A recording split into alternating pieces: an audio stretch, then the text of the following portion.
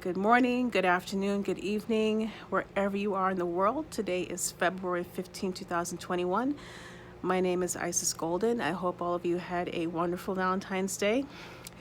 On today's topic, day 6 of our team's YouTube challenge. This one is called Where Are You From? Where have you lived? And where would you like to live for the rest of your life? Well, to begin with, part one of that question, where I'm from, I'm originally from Queens, New York. I was born and raised in Queens. I was raised in several parts of Queens, actually. And I've had people ask me some really strange questions along the way too, especially ever since I moved out of my parents' nest. How come you don't have a heavy accent?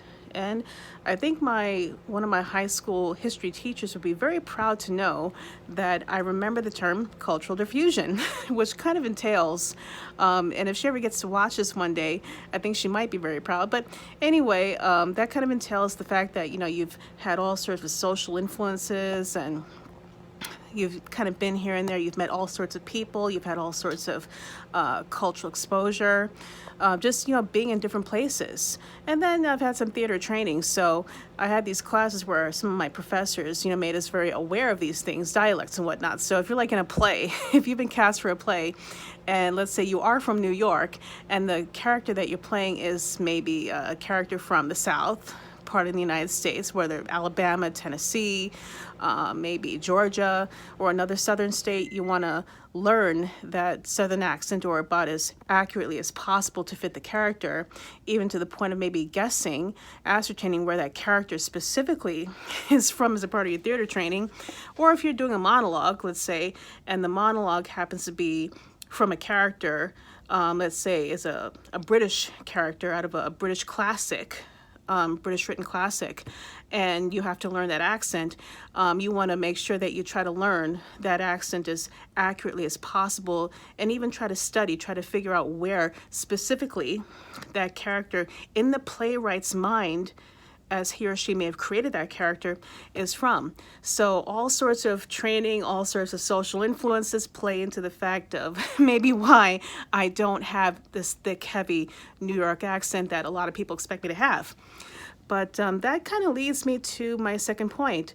Where have I lived? I've lived also in California. I moved out of my parents when I was 23. And I picked up an advanced degree in California, and I graduated like 6 years later. So after that, I moved to Michigan, where I entered a very random workplace situation. I took any job that I could out of my schooling to survive, out of all that university study. I just needed a job. So for the past 10 years, I've just been working a lot of different jobs and doing network marketing and whatnot, just to get myself out there and get myself professional experience and all that. But as to where I want to live for the rest of my life, now that's a very good question. It's very easy to say that it's winter time, so I want to live where there's beaches and there's water and there's warmth and there's lots of very happy people running around in bikinis and all sorts of swimwear.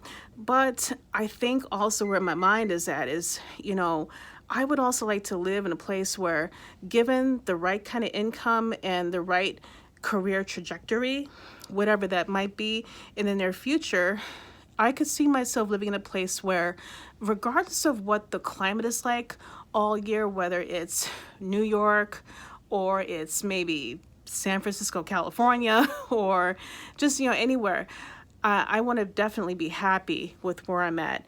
If I'm going to live somewhere for the rest of my life, regarding the kind of climate it is, maybe I want a warm climate, I don't know, but I would have to be in a place where I can truly see myself living there. And I'm a metropolitan, I'm a city girl, truthfully. So maybe that is my next move. I don't know, but I would have to be in the right career and definitely have an income that I can absolutely see myself going, yeah, it's definitely worth moving here. It's definitely worth living here and continuing some of my other work that I do. So that said, that is my day 6 of my YouTube challenge with my teammates, and have a good rest of the day.